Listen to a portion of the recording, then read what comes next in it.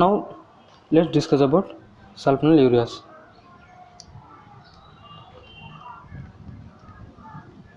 Sulfonylureas, right? Let's understand what are these sulfonylureas, what are the mechanism of action of these sulfonylureas, what are side effects are. All these things we'll discuss in this lecture.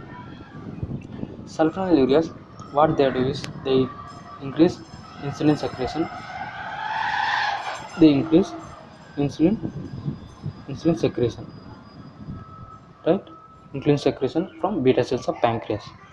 So for increasing, for this action they need intact beta cells, right? They need intact beta cells, then only they can increase insulin secretion, right? Beta cells are present in type 1 diabetic mellitus, in type 2 diabetic mellitus, whereas in type 1 diabetic mellitus these beta cells are absent. Clear? So beta cells are present in type 2 diabetic mellitus, whereas absent in type 1 diabetic mellitus.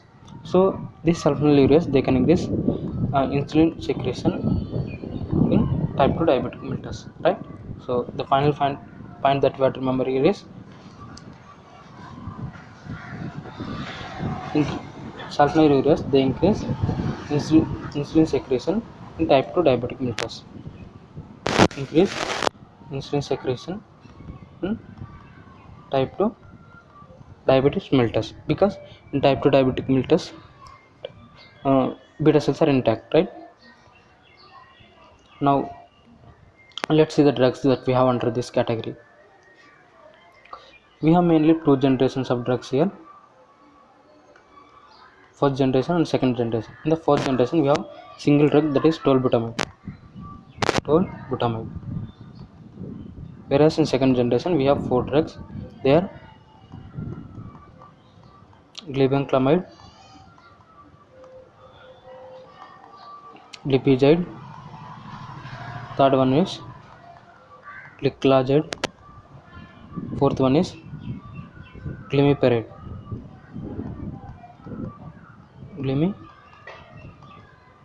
These are the four drugs in second generation. Nowadays we are using only drugs of second generation. Tolbutamide is not used nowadays because it is first generation drug, right? So these are the drugs that we have under sulfonylureas, right? Now let's understand other actions that sulfonylureas does. First important action that we have discussed so far is they increase insulin secretion, right? Insulin secretion. Apart from this insulin secretion, they have some other actions, like they decrease insulin breakdown in liver. They decrease insulin breakdown in liver. And third one is they increase in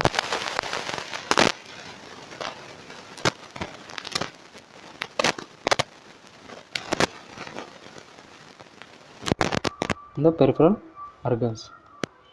Fourth one is they decrease gluconeogenesis. Right? These are the other important actions of sulfonylureas. Now let's understand the pharmacokinetics.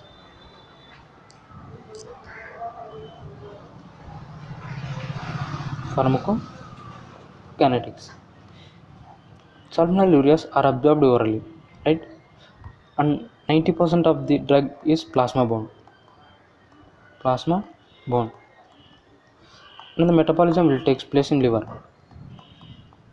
okay, and excretion is by kidney.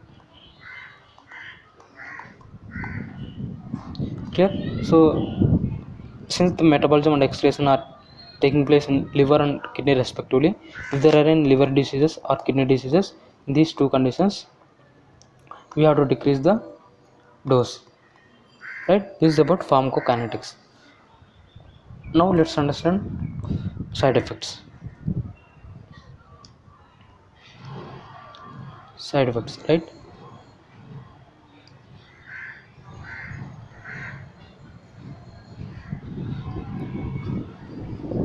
Side effects. Since the sulfonylureas, they are increased insulin secretion, this insulin secretion will result in hypoglycemia, right? This is the most important side effect. right? This is the most important side effect, right? And other non-specific symptoms like nausea, vomiting,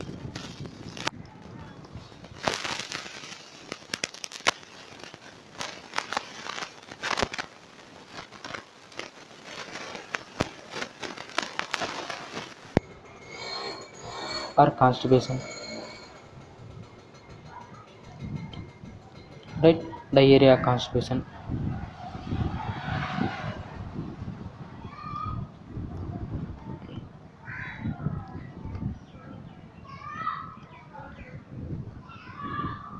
And in some cases you can also see weight gain also, 1 to 3 kgs, right?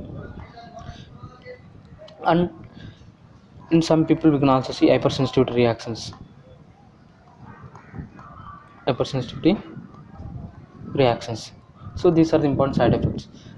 And one more important thing that we have to remember in case of sulfonylureas is these drugs, they are contraindicated in pregnancy. In pregnancy we cannot use this sulfonylureas. So this is something about sulfonylureas.